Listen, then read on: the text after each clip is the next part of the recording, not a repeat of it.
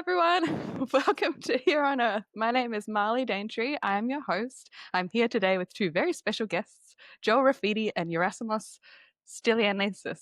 Yeah, it's good. Great.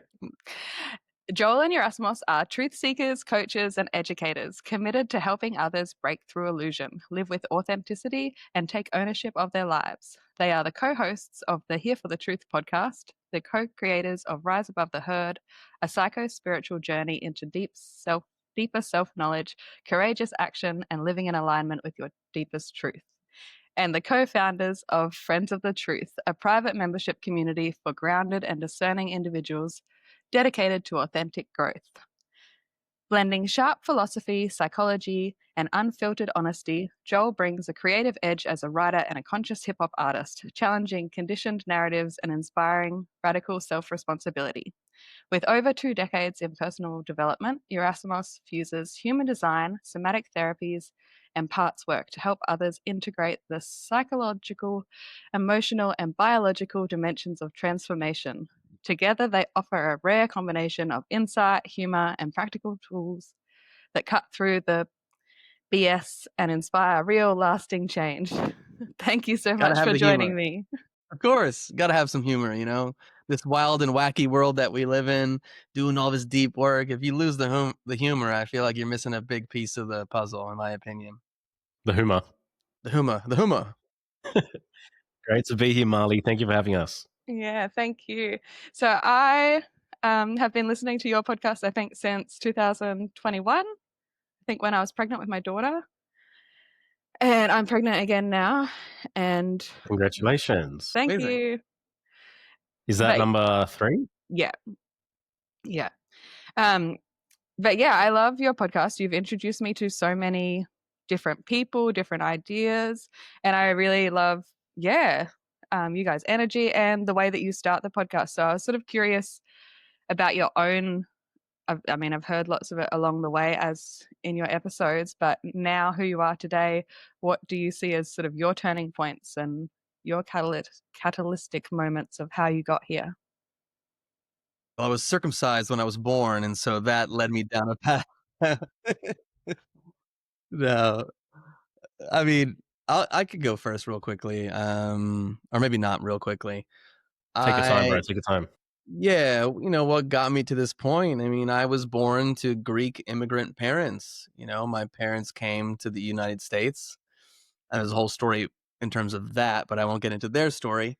And I think initially part of what a lot of immigrant parents want for their kids is they want them to maybe follow more straight and narrow paths, become a doctor, a lawyer, a business person, something of that nature. When I say business person, I think you know what I mean, like rising up the corporate ladder.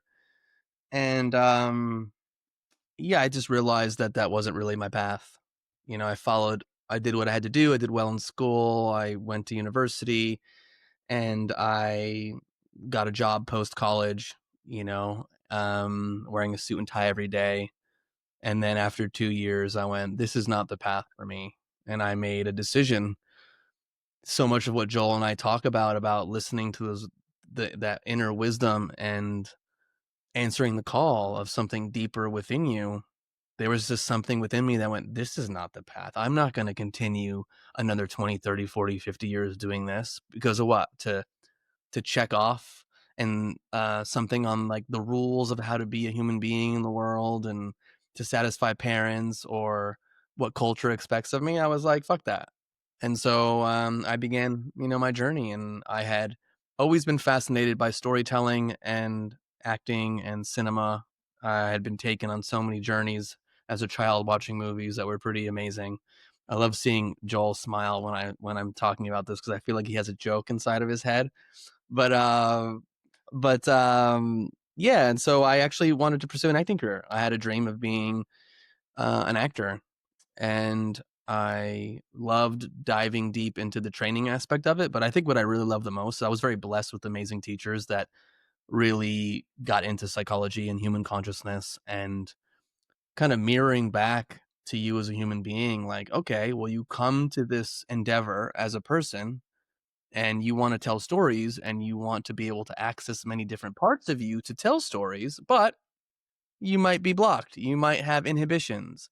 There might be things in you that are repressed. And so you might be limited in the stories that you can tell.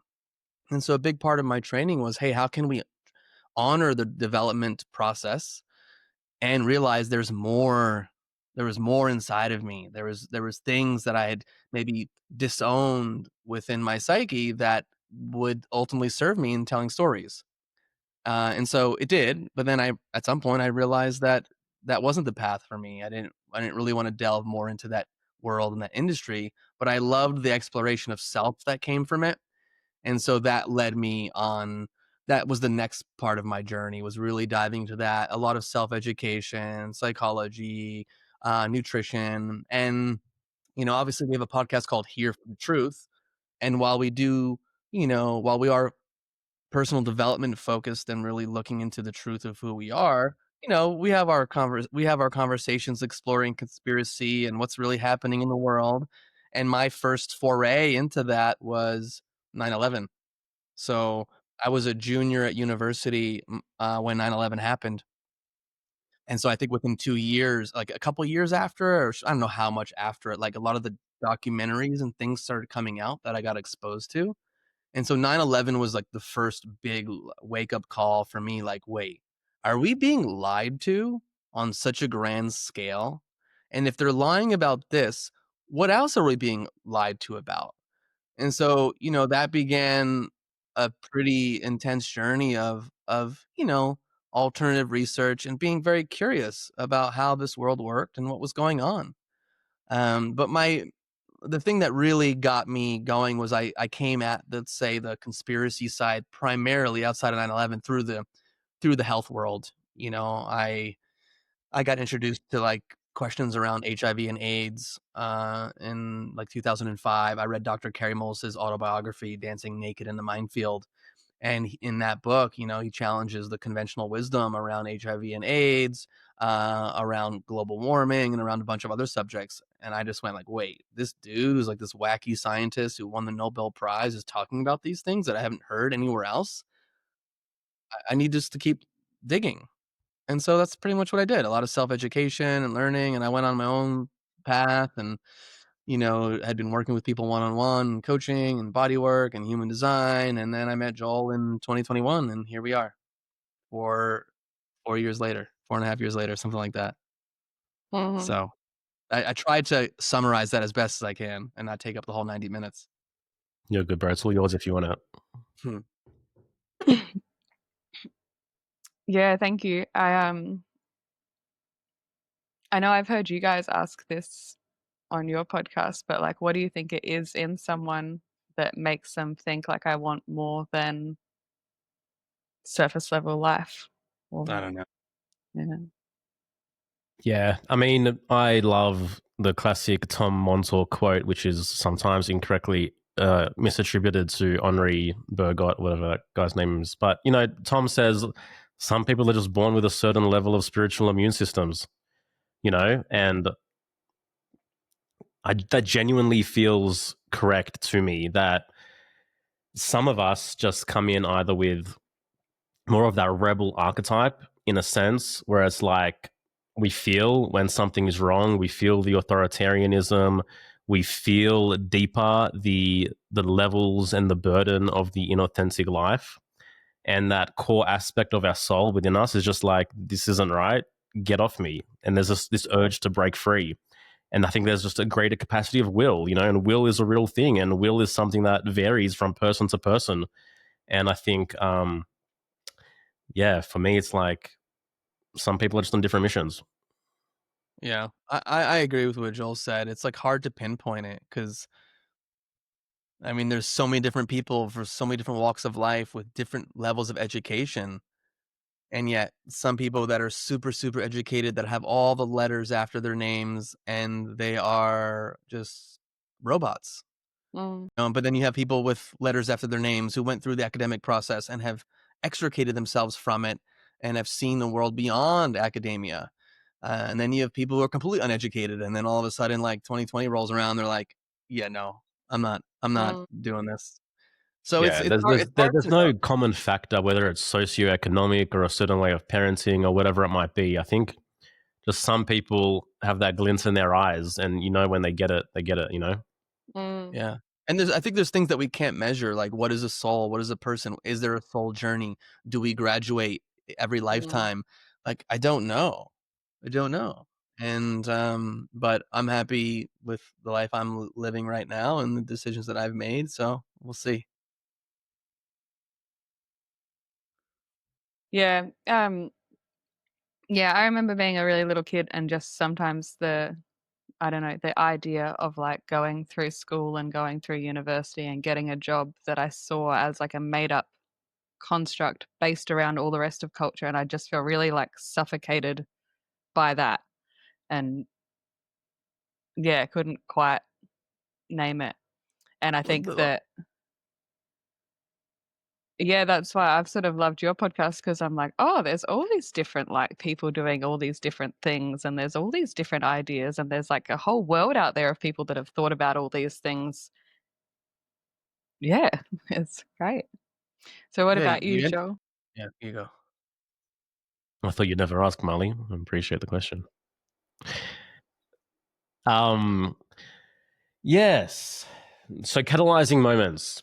Well, it's interesting. I was raised as a first generation Australian. My father was born in Jerusalem, Palestine. My mother was born in Lebanon. They met in Australia inside a Kingdom Hall of Jehovah's Witnesses and they came together. So Palestinian, Jehovah's Witness, like there's a lot in the initial kind of makeup that kind of, I think, set the tone for a big part of my journey from the get-go, so to speak. Initially, I was meant to be homeschooled. And I was homeschooled for a period of time.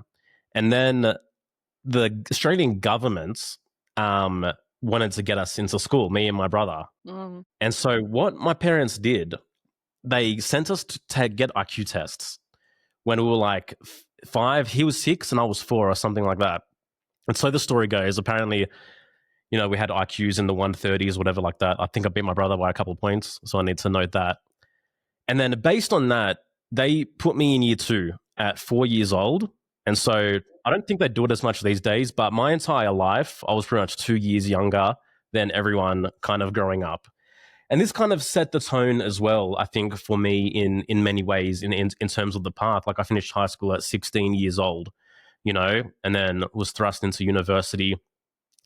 And it was just like, it's too young and it's too much. And like, how the hell am I supposed to decide what I really want to do at these ages? And there's all these kind of pressures and stuff like that.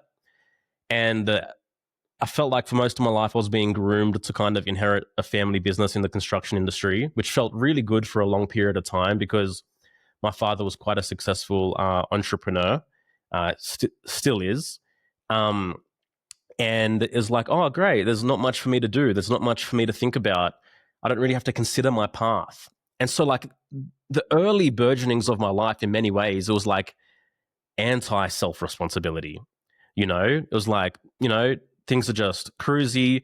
I don't really have to consider what's right for me, what's authentic for me. It's like my entire life, just this message was ingrained that, you're just going to take over this business, so to speak. So kind of shook off the Jehovah's Witness conditioning and started questioning that. My parents left the Kingdom Hall, which was weird for me because my entire life was like, this is the truth, this is the truth, this is the truth. And so even I took that information at a young age and I was like, this is the truth. And I remember going around school. I never celebrated birthdays and I never celebrated Christmas, but it wasn't something that made me feel left out, so to speak. It was almost like I made everyone else around me wrong. Like, haha, you guys are idiots celebrating Christmas. You're so far away from the path. You're all going to burn in hell, blah, blah, blah. So, and then, that kind of conditioning kind of began to crumble away a little bit, so to speak. And I realized I was living in these rigid, dogmatic ways, and an entire other side and facet and all these different dimensions of one's being, one's psyche, and one's reality were kind of tucked away into the background of my psychology, so to speak. And I became interested in different esoteric subjects and things of that nature. And meanwhile, concurrently, I'm developing a very extreme, passionate interest in hip hop music in particular. I would just spend hundreds of hours writing music, listening to beats, writing lyrics. And I was like, this is my thing. This is my passion. This is my vocation. I found it. And, my parents supported me for sure, but at the same time, I felt this kind of force from my dad where it's like, this is going to end at some point. This is a phase, you need to come back into the straight and narrow. Anyway, so dropped out of university 3 times. I got accepted into Sydney University, which is one of the most prestigious universities in Sydney, straight out of high school at 16 years old. I was there for about 3 weeks and I didn't consult with anyone. I was just sitting there and I was like, this is not right. This isn't correct. And I went to the admissions office and I unenrolled myself at 16 and a half years old or something like that without consulting anyone. Went home, obviously copped all the crap from my parents, etc. And then, ended up doing a music degree, which I dropped out of, and a commerce degree, which I dropped out of. But for me, it's been, this path where if something doesn't feel right, I can't just settle, and this refusal to settle in my being has definitely been a common theme throughout. So, life goes on. And then, 2016, I have my first major breakup with really my only other long-term relationship apart from my wife, Alyssa, after 7 years. I had released my first album. Sorry, this was 2014. I'd released my first album. I did like a little tour of Australia. We got some mainstream play on the biggest radio stations in Australia, but things never really took off in the way I'd really dreamed and hoped for. And I had a proper dark night of the soul in 2014 when that relationship ended and the album and the music career wasn't going in the direction that I wanted to. And I had a proper night of just breaking down, conditioning breaking down, personality breaking down, crazy anxiety, crazy insecurity, so angry, so angsty, like what is going on kind of thing. And then a few synchronicities occurred. I came across, I think it was a video by Sam Harris, who was basically speaking into the idea of a memento mori. One day you're going to die. Yet the majority of us just transiently think that our life is going to live forever until this major thing happens and our life ends. So like, what the hell are you doing now? And that really hit me in a big and profound way. And the next day I had a friend visit me and he goes, I'm reading this book at the moment called The Power of Now by Eckhart Tolle. And I was like, oh, that's interesting. And just the state that I was in, the thing that I was going through, and the message that Eckhart Tolle brought just really catalyzed a major shift in consciousness for me at that point in time, And these days, I think it's part and parcel of the path. I have no regrets of the path. I do have some words of caution for someone that goes down an Eckhart Tolle path. But in the time, for me, it was like, holy crap. And I just dropped this complete conditioned idea of who I thought Joel was. I thought the highest truth was to drop the past, never think about it, never think about the future. The most truthful spiritual thing I could do ever was just be here now in whatever capacity that meant, just to be fully present. And so I entered into a state of spiritual bliss for a long period of time where all of a sudden the mundane life that was giving me so much anxiety because I thought I needed so much more became the most exciting thing. And I really saw the world in a new way. Literally, vibrations, buzzing, colors were brighter. I would get so much joy from emptying a dishwasher or taking a rubbish bin out. Like I was really, really, really, really present. And that felt amazing. I thought I found the answer. I thought I found God. I thought everyone else was spiritual peasants and I was the chosen one, right? And so life goes on. 2016, I meet my wife, Alyssa. The very first night I met her, just felt like so incredibly synchronistically. Like that night was so magical. I told her I loved her within like 90 minutes of meeting her. And basically she's never left my side since that point in time. And then 2018, Valley is born. And then all these responsibilities start building up to the surface, right? Like I'm a father. I got to provide for my family. I'll have to make important decisions. I have to think about finances, security. I have to be very much oriented to the material reality in a sense to fulfill my duties here. And because of the state that I'd been in since 2016, it's like I just didn't know how to do that. And honestly, it feels like the spiritual path that I took, which I thought was the holiest and highest of truths, wasn't serving me. I feel like I lost my ability to focus. I lost my ability to reason.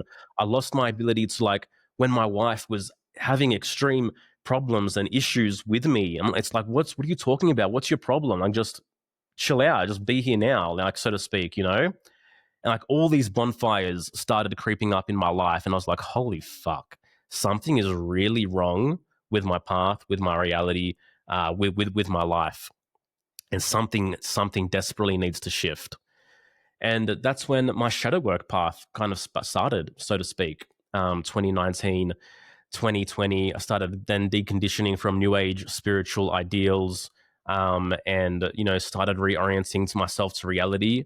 And I had kind of realized that I had been living above the truth for a long period of time, and I needed to get into the muck, I needed to get into the dirt, and I needed to set the slate clean with so many people on so many levels. And I kind of made an agreement to myself, just to be unfiltered with the truth, have zero tolerance for the lie, and any conversation that needed to be had about ways in which I've been lying, deceitful, manipulative on any level at any point in time, I just had to have them. I just craved equilibrium in my life more than anything else. And I had a lot of hard conversations, very hard conversations over a period number of years, and at that point in time, I had discovered the Unslaved podcast hosted by Michael Dossarian and David Whitehead. My interest began really peaking in psychology, in shadow work, in things of this nature. And Michael was the man in that situation. In that 2021, I happened to listen to a podcast called Awakening Somatic Intelligence, featuring Yerasimos Stilianessis and his beautiful wife, Dr. Sophie Fletcher. And they were talking about the shadow as the body, and this opened up this whole other avenue of what shadow work meant. Like, what? It's in my fascia, it's in my tissues, it's in my bone. Trauma exists here. And I got so much value from that podcast. A few days later, I felt the call. There was a call. Like, you should message this guy. You should reach out to this guy. And I remember exactly where I was at the time. And I was a conscious hip hop artist at that point in time. I was making music against childhood vaccination, against mandatory vaccinations. I was trying to raise awareness about all these things, which were the most taboo subjects on planet Earth pre-2020. By the way, like, to create a song about vaccines back then was insane. But we did it, and so I shared that track, just asking with Yerasimos, and shared how much value I got from it, and we just sparked up a friendship in 2021. At a time when I was walking away from a family business because values no longer aligned during COVID years and shit got toxic. And I think we're all forced out of situations that weren't really in alignment. And I decided to study tarot and astrology, and I became a member of Michael's Mystery School. My first endeavor as an entrepreneur was giving, ancient taroscopic readings, real mystical teachings and readings to individuals to discover who they were. And Yerasimos was into self-knowledge as well. And the conversation hasn't stopped since. The second time Yerasimos and I ever spoke on Zoom, we were like, let's just press record. We pressed record, and you can go scroll down and find episode 1 of Here for the Truth and listen to that conversation, which is called Walking the Authentic Path. And I never thought I'd be here. I didn't realize that this would be my life. Like, from where I was, I remember having vivid agony, vivid pain that, Joel, you're just going to succumb to a life half-lived. You're just going to succumb to a life short of your potential. It's going to be a burden. It's going to be a heavy, but you're married now. You have kids now. There's nothing else for you to do except to carry this load. And I just think God didn't want that for me. And I'm grateful. Thank you so much for sharing. I feel a little bit of resonance with your story in some parts. I grew up like out bush, so there was like a really small school, and it was like from preschool to year 10. And so I was just put, like, when I was like 10, 11, I was just put in class with 15, 16-year-olds because it was like the classes were organized by level and not by age. And I think that my parents thought it was great, and they're like, oh, she's so clever. But for me, it's like when I was 8, my best friend was like smoking and having sex and drinking and stuff, and I was like her little counselor. And so it was just like, sort of odd. It's heavy.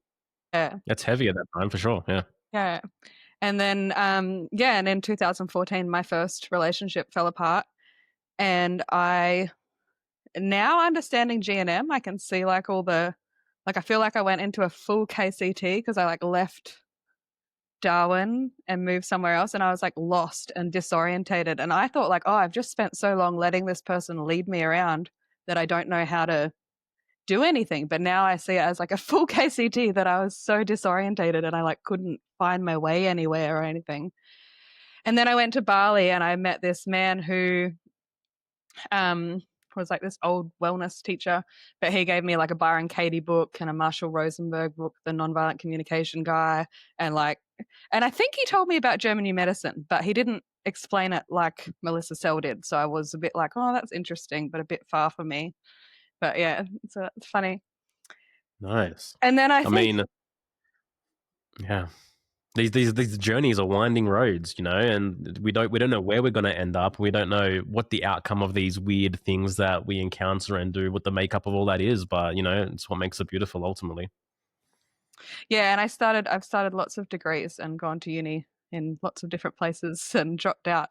And I always felt really ashamed of that. Like I can't finish things or I can't commit. And it wasn't until like years later I'm like, oh, all of that was meaningful. Like I really got a useful thing from that first semester here and there and like have sort of pieced it together. But yeah, and then I think in maybe 2021, I guess, I heard the Tom Barnett, his video of like there's no such thing as a virus. And I was like, what? Like that just seemed true to me, but I didn't really understand why. I think I messaged a few people being like, what do you mean? And no one replied. And I was like, okay.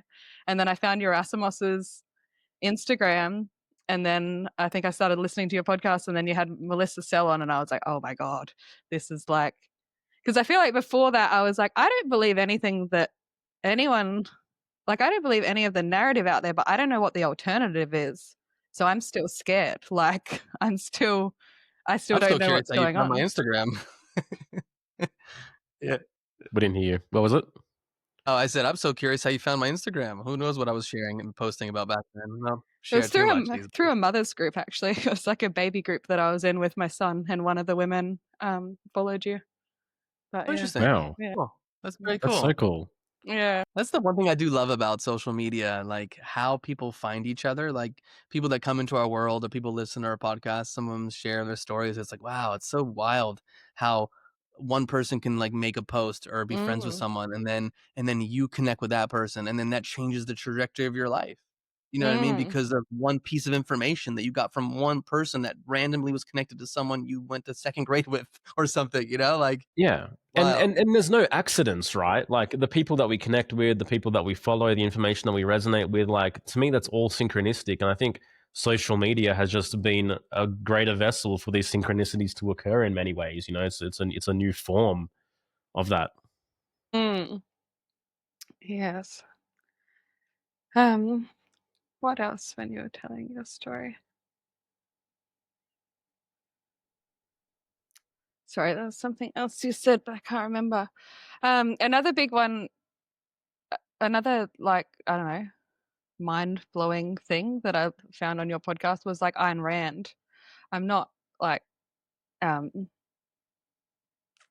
I don't know, there's still parts of me that disagree with parts of things, but Tell just, us. Yeah, yeah, sure. Tell us. And also, like, it would be weird if one person had all the answers to every totally. single thing for every person at different And, periods. and granted, my personal opinion is that Mr. Yaron Brook, the president of the Ayn Rand Institute, who we had on, is not the best representation of a true Randian, in my personal opinion. Yeah, Yeah, yeah. that too. I turned that podcast off a few times and then I'd come back because I always have to see what happens. But I was impressed with you, Yerasimos, when he said something about like, I don't know, that not vaccinating is stupid or something, and you responded like, oh, okay, no worries, like let's just keep talking about Ayn Rand. And I was like, oh wow, they really do practice what they preach about, like, you know, it's staying Well, interested and not just shutting down the conversation because someone disagrees. well, But yeah, yeah. I think that's really important. There's a time and a place to engage. There's a time and a place to challenge, and sometimes there's a time and a place to just shut the fuck up and listen. mm, yeah. So I probably liked the Fountainhead the most. Um, and I think like some big parts for me were just like the idea of like, oh, like traditional isn't always better. Like it's okay to be modern. It's okay to like improvise and to, I don't know, do what makes sense, not just do what has been done. And the idea that like technology isn't bad and yeah, all of that sort of. And then I think one of my favorite quotes was from Atlas Shrugged when he's like, who's the main character in that? The guy? We're going to give away the one at the end, John Galt, or No. Hank Reardon. Hank. Hank Reardon. Yeah. Hank, and he said, like, I don't know, one of the biggest faults or flaws or crimes or whatever is to not think a thought through to fruition. And when I read that, I was just like realizing or like changing my mind about the idea about trans ideology and stuff. And I was like, oh, that's what I'd done with that. I'd just been like, oh, yeah, sure, everyone be whoever you want. And never really thought about where that ended up or like the influence, the effect that that could have on the world, or like, I don't know, the diminishing of men and women as separate groups. So, yeah, those are really pivotal things. And yeah, all of our stuff about money, obviously, and capitalism. But I guess the bit that I'm not sure about is I think Stephen had a story up and he was like, Ayn Rand is like, it's like an ideal world that can't be, like, can capitalism ever be laissez-faire, or is there always going to be corruption inherently in it? Like, because some people are better at negotiating, or yeah. I mean, what is an ideal gonna ever come about, from a socio-political standpoint? I don't think we've seen it yet because we're dealing with human consciousness. We're dealing with what Earth represents, and there's always going to be contrast. There's going to be conflict. And so I don't know if all of a sudden we're going to like hold our hands with kumbaya and be like, yay, laissez-faire capitalism. Everyone's wealthy and rich and thriving. But beyond the collective ideal, this is a personal ethic that we're talking about and that Ayn Rand is talking about. You can live as a laissez-faire capitalist. You can decide that all your agreements, all your trades are done value for value. You can choose to never sacrifice yourself or sacrifice or be sacrificed for in that capacity, And this is a constitution that we can all employ in our personal lives and in our personal economies, in our personal relationships, in our personal networks. And if it never comes to fruition on the collective level, it may not. But what we do know is that the greatest period of human prosperity and flourishing in human history came from a period that was closest to laissez-faire capitalism. And this was in, much of the founding years of America. And what we've seen ever since the rise of the West, the rise of rationalism, the prosperity that the ideals and the values of America has created, we've seen the biggest weaponization against that in human history. And to me, the root of conspiracy today is not really anything more than a war on the West. And primarily, this war has taken place from within the West. And the biggest proof and evidence of this, in my opinion, is the 1984 interview between Yuri Bezmenov and G. Edward Griffin, where Yuri is telling G. Edward Griffin that, there's decade-long educational subversion that has taken place for Americans and for Westerners to begin to hate themselves. And where do we find ourselves today, if not there, So, yeah. Yeah. Yep, got that interview off Yerasimos's Instagram as well. That was great. Nice. But yeah. So I don't think I've shared a video more over the last 10 plus years than that video. I think, like Joel said, it says so much, and it gives a clear picture on what's been going on. This totalitarian tiptoe through the institutions, the ideological subversion. Yeah, it's pretty wild. We're looking at what 40 plus years since that interview happened. So yeah, but and what you need to understand, what people need to understand, is that the ideals of freedom, individuality, independence, capitalism, these ideals are like a speck of dust in the scheme of human history.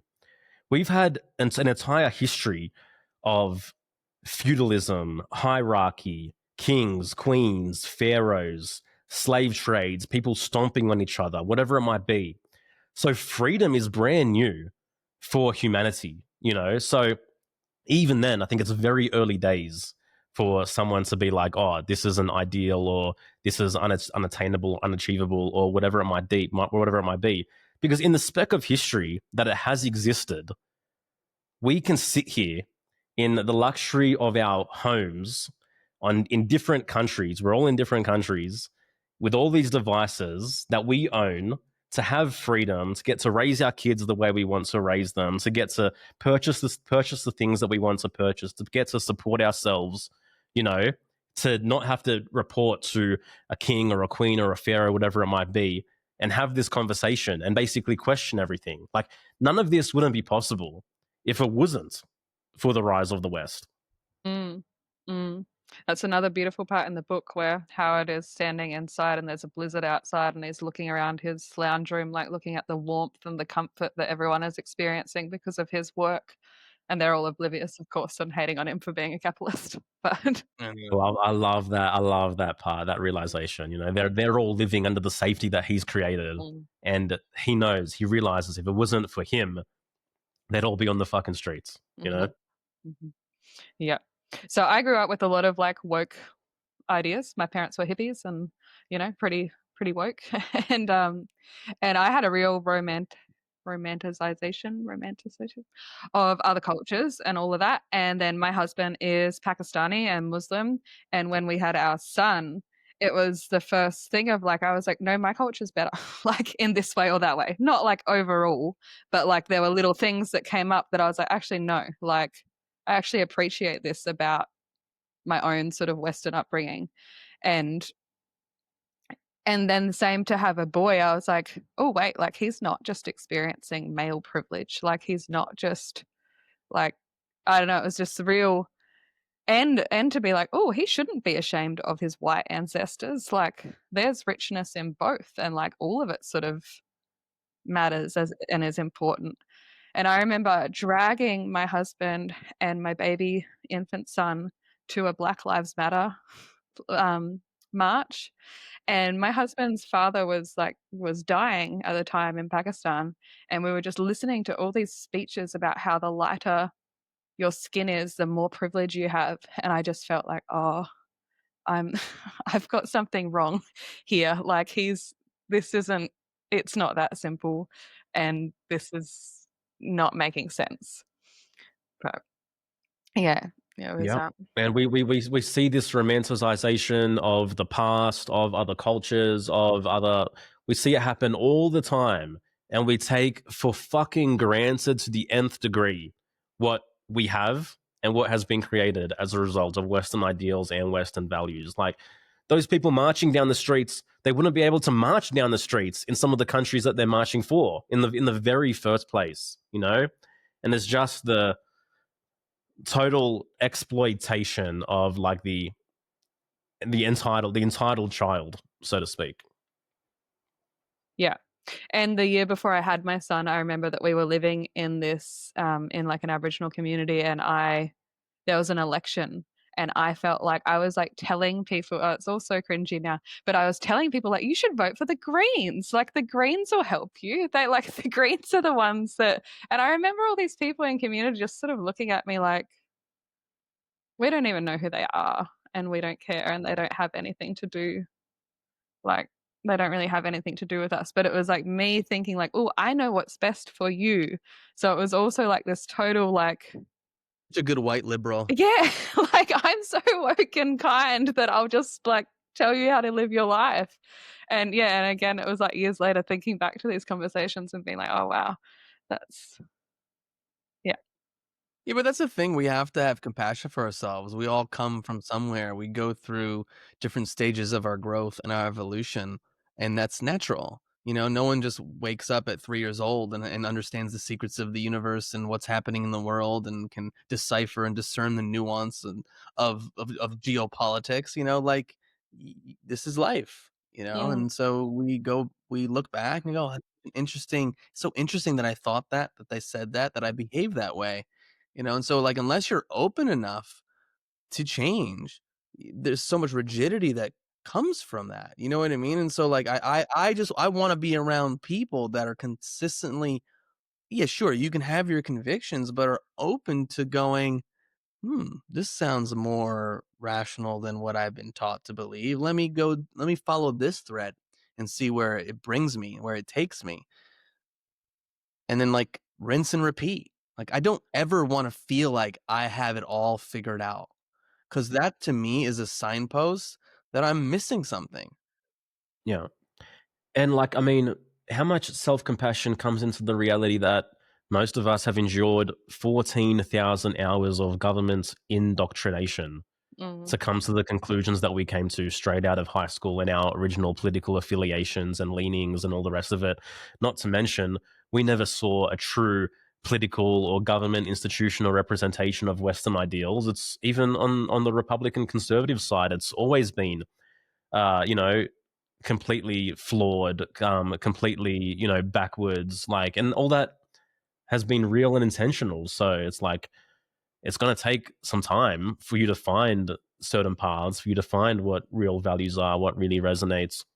I think most of us that end up on this kind of more truth seeking path, we would say that initially we were more left leaning, you know, mm, and then like there's just a certain journey that the person has to go on. Oh, I mm, definitely was. I mean, I grew up on the East Coast, northeast of the US. It's, blue zone. Lived in Manhattan and New York City and was an actor for a while, several years, 10 years. Like that's just where the people I was surrounded with, until I started reading more books, being exposed to different ideas and being like, "Oh, this makes more sense." Very often we are products of our environment. It usually starts off with, what do our parents believe? What is their political affiliation? What do they think about the world? What religion was I raised in? But it's something like we were talking about in the beginning of the episode. There's something within the individual that goes, hold up, let me check this. This Hold isn't up. this isn't the path for me. Like my mother doesn't understand why I'm not fully involved with my Greek Orthodox tradition. Now there's things from it I appreciate and I enjoy, and even from my early years, I'm grateful for, but it's not for me. I wanted to keep digging. I wanted to keep searching and figuring out, what's the ideal, um, for me, and yeah, I just think keeping an active mind and an open mind is the key to like more fulfillment and more personal growth and more personal contentment. It's not easy Basically, though. It's not easy. yeah. You have to be able to grapple with ideas. Yeah. The core tenet of the philosophy of Karl Popper is that all knowledge is ultimately fallible. All human knowledge is fallible, which means that certainty is the antithesis of truth. Dogma is the antithesis of truth. So while I feel pretty good about some of my core beliefs about myself and reality today, there is a part of me that knows that somewhere in the ether at a future point in time in existence, wherever it might be, there is something better that is going to replace those things. And so I am already willing to let those core beliefs that feel so good to me right now, I've already let them crumble to my future self that I know is going to have a shift in opinion, realizations, insights, etc. at some future point in time. Whether it's even GNM, whether it's whatever it might be, whatever the things I've staked my flag in the ground the most, I'm willing for all of them to die already. mm, mm. Yeah. And yeah, I think I've appreciated moments on your podcasts as well of like, and thinking with myself, like, am I willing to sort of see myself and see how ridiculous and how awful some of the things are without judging myself for it, like without feeling bad about it, but also willing to be honest about it. And yeah. Um, It's what being here for the truth means, mm, being here for all of it. mm, I don't want to go through life with rose-colored glasses. I don't want to look internally at myself with those glasses. I want to keep it fucking real, mm, you know?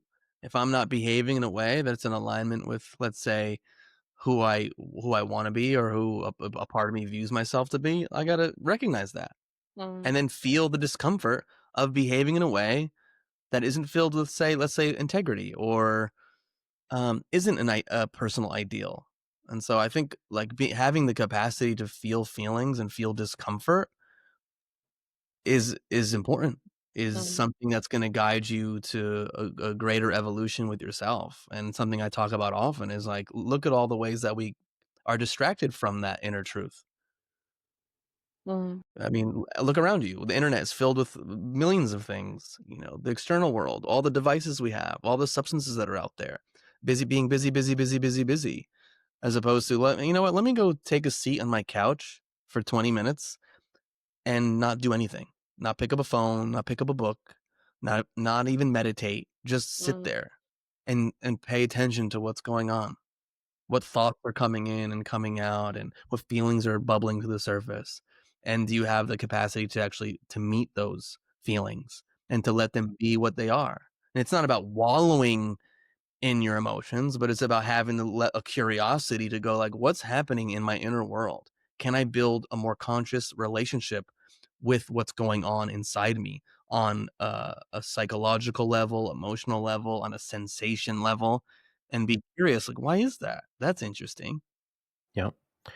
And that's why, you know, the nervous system conversation has been a big part of the here for the truth conversation, because you can't, your capacity to be here for the truth is in so many ways impacted by the capacity within your own physiology. And that's why we built it into our coaching in 2023 as well, because all the mind stuff, all the psychological stuff, all the mindset stuff, that's only half of the game. Mm. Yeah. And I think that's what allows someone to be with another person who may look at the world differently and may have different views, and then you can take it in, and you might have a part of you that comes in and goes, this is fucking bullshit, but it's not going to take over where I'm going to just go to war with another person, to show them how right I am, to convince them that I'm right and they're not. It's just like, okay, this person has a point of view, I don't agree with it, I actually am, judge how he's come to that conclusion, but I can let him have that opinion. I don't need to always engage. I don't need to always argue. I don't need to always beat people over the head with knowledge. And most of the time when you see it in the world, it's because people are overcompensating and they want to feel good about themselves. They want to show people that they know things. Look, you need to see, look, I'm commenting on every single post, my views. So you know that I know these things, Mm. And it's like, there's something odd to me when it comes to that. Again, I'm not saying you can't share opinions and stuff, but like there's an energy behind someone that's like, I need to prove to you how smart I am and how I know the things that you know. Yeah, it's just, I don't know. It's not my thing. Yeah, and like, as you know, Yerasimos has been studying human design for 10 plus years. He introduced me to it in 2021 as well. And what do you reckon, bro? How many percent of people have an undefined ajna? I think it's like 70% on a quick search just now. And the not self theme of an undefined ajna is pretending to be certain. Mm. And what do you see all around you? All the time. And I say that as someone with an undefined ajna who Me too. loved to be certain, who needed to know, who needed to convince people that I was certain. And now I don't care as much. I have my moments, of course.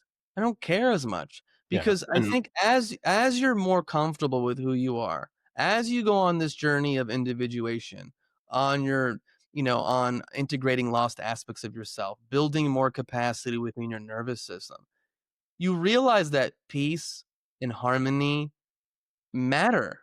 You realize that you don't need to continuously prove yourself to others. You are who you are. And then you're discerning in those moments when to step forward and proclaim something and when to just sit back and let things be as they are. And that's the dance. It's the dance between opposites. This is duality. This is the path to enlightenment, as one teacher of mine in the past said, Dr. Hal Stone.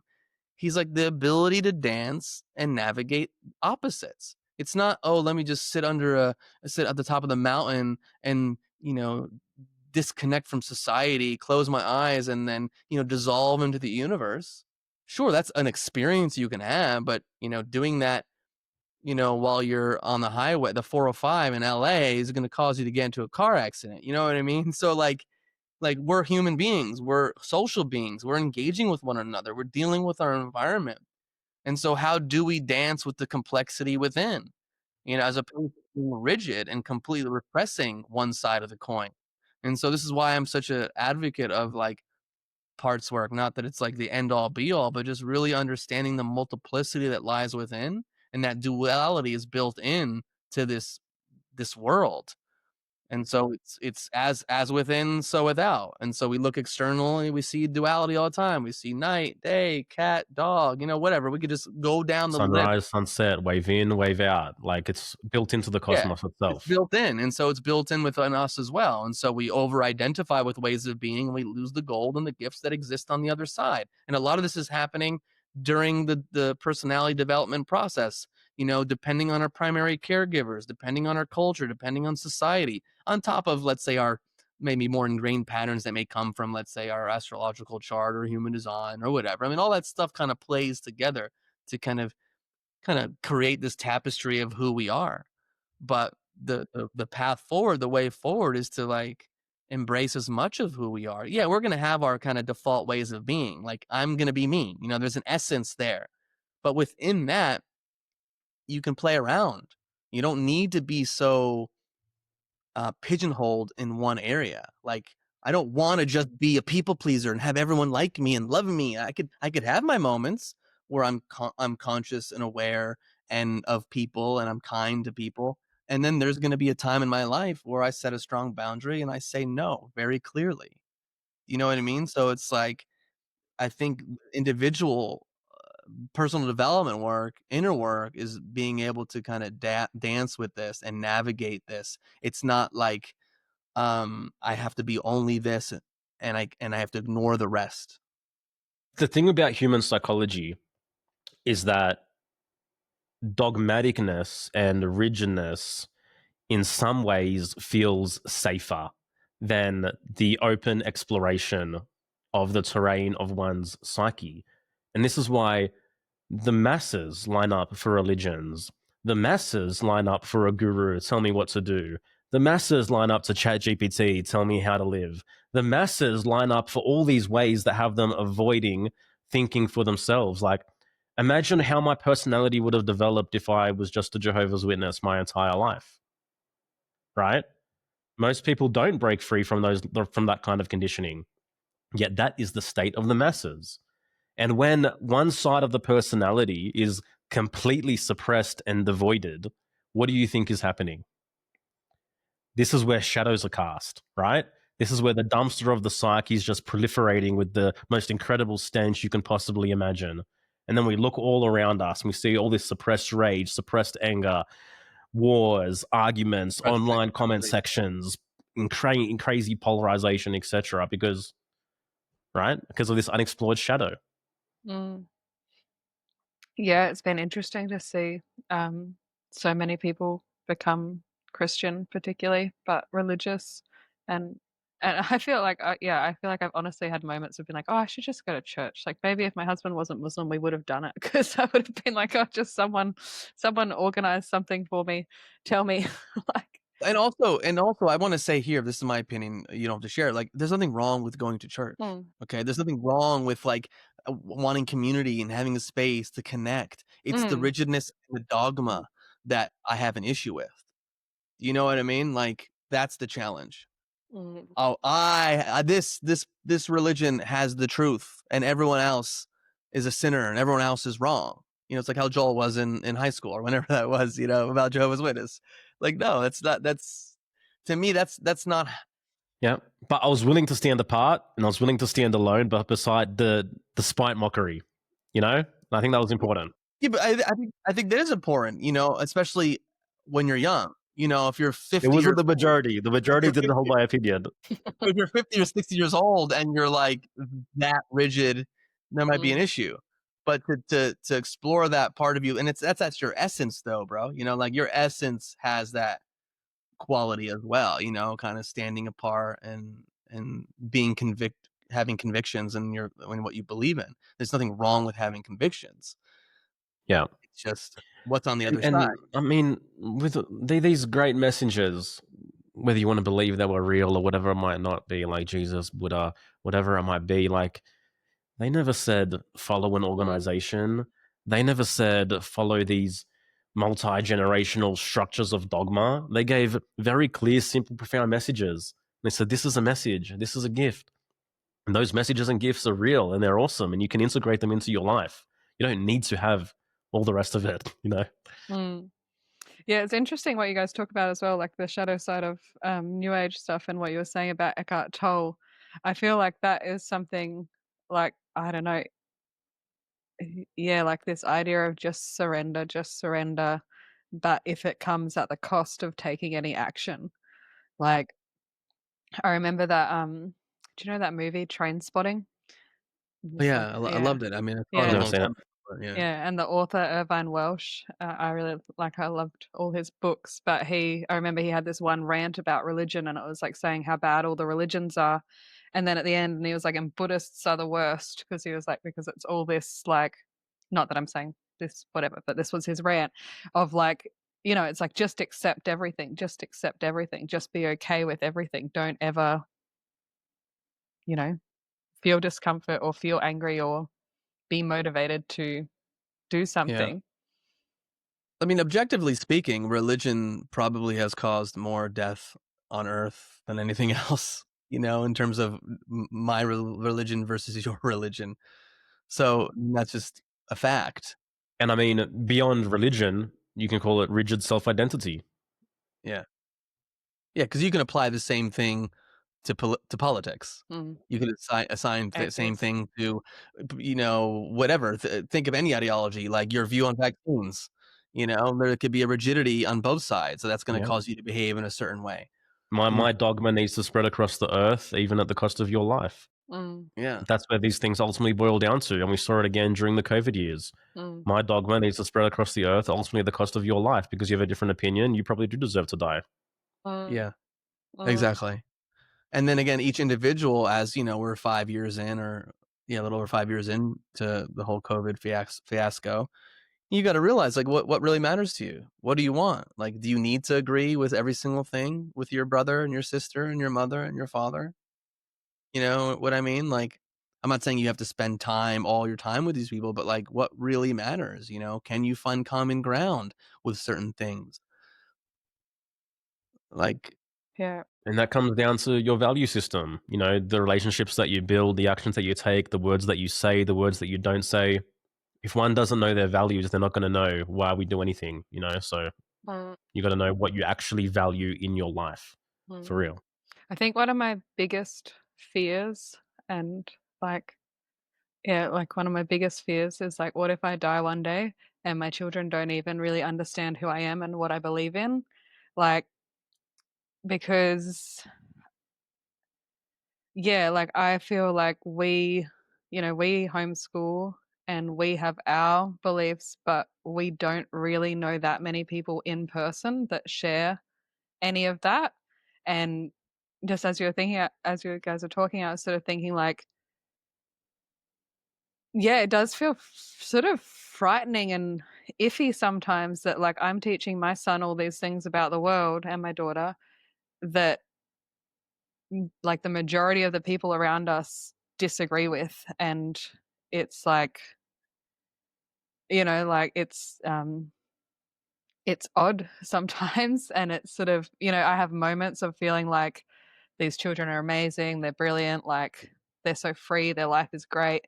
And I have moments of thinking like, oh, like we're like free falling and I don't know, like should I just send them to school or something? Like I don't know. It's listen, your kids are on their path. mm, You're doing what you can, and then at the end of the day, you can be quote unquote perfect, and they still have to live their life and do their thing.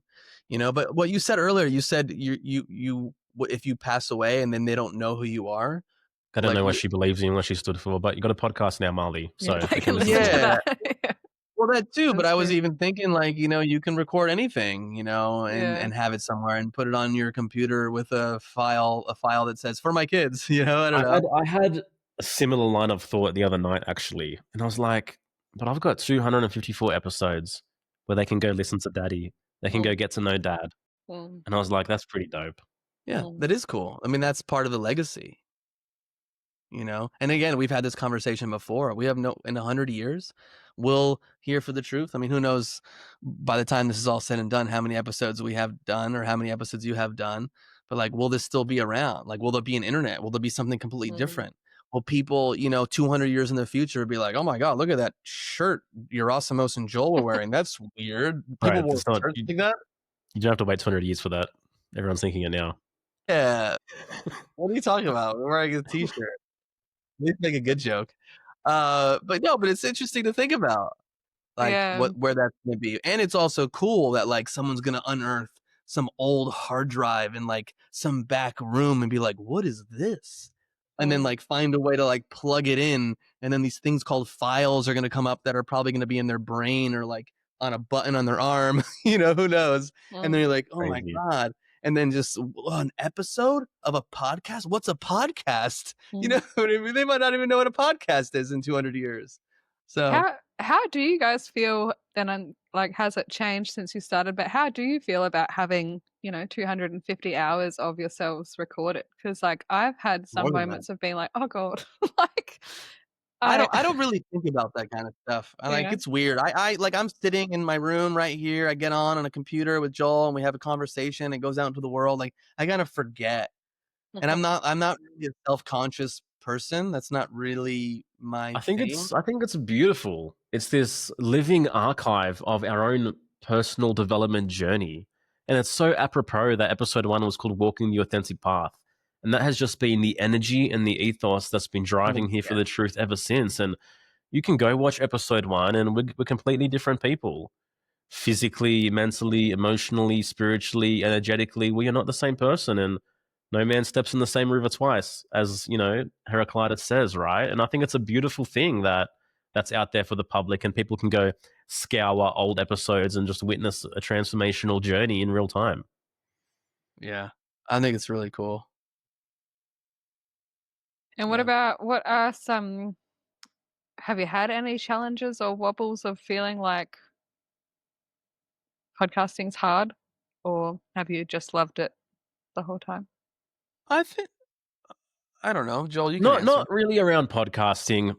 Podcasting, it always feels good to sit in this chair and do this. Um, and to talk to another guest and to unlock more information, and to get to share that with the world. I've never really had those thoughts around podcasting. I mean, around entrepreneurial endeavors and using podcasting as a platform to monetize a business, to put food on the table and to grow. And as of course, all the fucking time. That shit is very hard. The job of the entrepreneur is grappling with uncertainty constantly. But in terms of the art of podcasting itself, nah.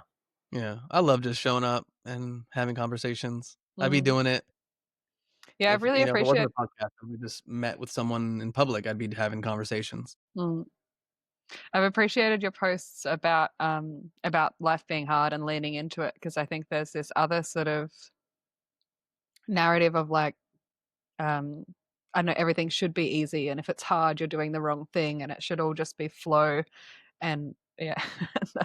That's a big piece of like the kind of like the spiritual Mhm, worldview of like there's no resistance at all mhm, and everything's great. I think a lot of those people are dealing with heavy repression just because some of the things I've witnessed, I know for a fact that there's like a lot, especially a lot of the new age programming. That being said, can you have 20, 30, 40, 50% more ease in your life? Yeah, mm. probably. You probably can. I don't think it has to be as difficult as it is for a lot of people. Yeah. And there's I think that's a modern fallacy, which is along the lines and along the vein of spiritual bypassing. But we're seeing that message come through a lot more in like the entrepreneurial world and the self development world. Like optimizing everything, things can be easy. There doesn't have to be resistance. But it's antithetical to nature, in my opinion. Like everything goes through a birthing process. You know, from the plant to the star to the baby to the animal to whatever it might be. And if I'm talking from lived personal direct experience, the path of becoming more who you are, there's dark days involved. There's hard days involved. There's a deep self-questioning involved. There's feeling lost in the wilderness involved. Period. Yeah. And I think Yeah, I think that you go. in masculine feminine sort of discourse as well, that like you should just be in your feminine and just be like totally I don't know, relaxed all the time or something like.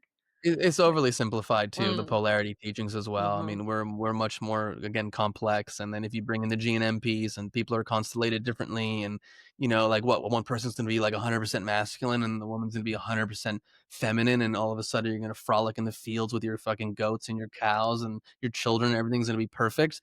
Like, that's not reality in my If the feminine is just unilaterally relaxed and passive and accepting and chill, truth will die on that altar, because we need Kali to we need that feminine, we need that rage, we need that deep divinity that the feminine has within her when things are out of whack, when things have strayed from alignment, from integrity, from this truth, to be like, hold the fuck up a second, feel me, hear me, like we need that. It doesn't have to be all the time, and we need the right doses of it, and we don't need unhinged versions of it, but it's there and it's necessary and it exists for good reason. Yeah. I think also too, a lot of the people, and I'm not saying this for everyone, that push this everything can just be amazing and in flow and zero resistance and magical. Like, it's a selling tactic. mhm. And they're playing on people that live in the compare and contrast game. And it's like, oh my God, but look at them. They're living their amazing life. That being said, that individual probably has made certain decisions, has something innate within them that has supported them to maybe cultivate a life that's pretty awesome. But to think that, like, it's always gonna be that way. It's like people who, this is what it's funny because 'cause I've seen this often. People who are on social media, and they have an audience, and they get into a new relationship, and it's the honeymoon stage, and you have these 2 people that have just been in a relationship for 2 months, 3 months, 4 months. Like, it could always be like this. I'm here to tell you that the honeymoon period never has to end. And it's like, it's such bullshit. Meanwhile, then these people 8 months later are making a post about how they consciously uncoupled, and it's ridiculous to me. And so again, And back to the conversation about duality. Sure, there could be no resistance. Sure, there can be beauty and magic. And there's something that exists on the other side yeah, that if and you a lot ignore it, of it's gonna bite you in the ass. a lot of this messaging that comes from the influencer sphere is you being talked down to from the top of the mountain from their current perspective, when they've created, say, if they're real, when they've created some level of ease in their life, they've done some level of work and things feel a bit less bumpy at the moment. They're talking down from you from the top of the mountain. They're not telling you what it was like building that business, building that relationship, taking all the meanders into the valleys and stuff like that. They're saying, oh, things are really easy now. You should just be making 10K a month, your third month in business, or whatever it might be. So I think that's something that people need to consider as well when they just see this end finality game messaging and you're really, really early on in your journey. Yeah. And again, their path may not be your path. I mean, your life is maybe not meant to look exactly like their life. So again, it's like, what so much I feel like the work that Joel and I do is like, we want to bring you back to you and what's your journey. What's your journey? It's not, you're never going to be me, you're never going to be Joel. I'm not going to be you. What is yours and yours alone? What is this gift that you've been given, this gift of life? And what do you do with this? What is that spark of consciousness that is uniquely yours, that you can bring, you can know yourself on the deepest levels and bring your gift in the world? What is that? And then again, what does it take to get to that place? There might need to be a lot of deconditioning that needs to happen as you're on this path, getting to that place where you're going, hey, I'm going to give my magic in the world. And it's still going to continue because, again, you're going to face new phases in your life. I'm going to be 50 years old one day. I'm going to be 60 years old. I'm going to be 70. I'm going to be 80. I'm going to be facing death. That's going to be a new experience that I've never had before. Excuse me. I just knocked my camera down. Very Do enthusiastic. do you know the story of the Rabbi Zusha? So the Rabbi Zusha was one of the most loved and revered rabbis. He was witty. He was considered like loved and cared for by God more than anyone else. Anyway, he's on his deathbed, surrounded by his students. He's dying, and he starts weeping. And the students go, "Why? Why are you weeping? Like, how can you possibly be afraid of death? God loves you. God can't wait to welcome you." And he goes, "I'm not afraid if God would ask me, why weren't you more like Abraham? Because I wasn't intended to be like Abraham. I'm not afraid if God would ask me, why weren't you more like Moses? Because I wasn't intended to be like Moses. But if God would say to me, Why weren't you more like Azusha? Then what would I say? And that's it, right? That's the spiritual assignment, to become more of yourself, not anyone else. It's like the great young quote, "Becoming yourself is the greatest privilege in life is to become who you are or who you're born to be." That's the mission, And and that's that's something only you can do, yeah. something no one else can tell you how to do, something no one else can knows what that path looks like, Yeah. except for you, and except your willingness to listen to that inner, deeper calling of your soul, regardless of where that may go, regardless of how much you're risking the familiar, the comfortable, the status quo, friendships, relationships along the way, things falling out of alignment, things turning into turmoil, things turning into imbalance, but recognizing that the potential on the other side of following that thread is worth more than 1,000, 100,000 heartaches, heartbreaks, lost identity, lost friendships, lost whatever it might be. The privilege to become who you truly are and who God intended for you to be. That's the only work.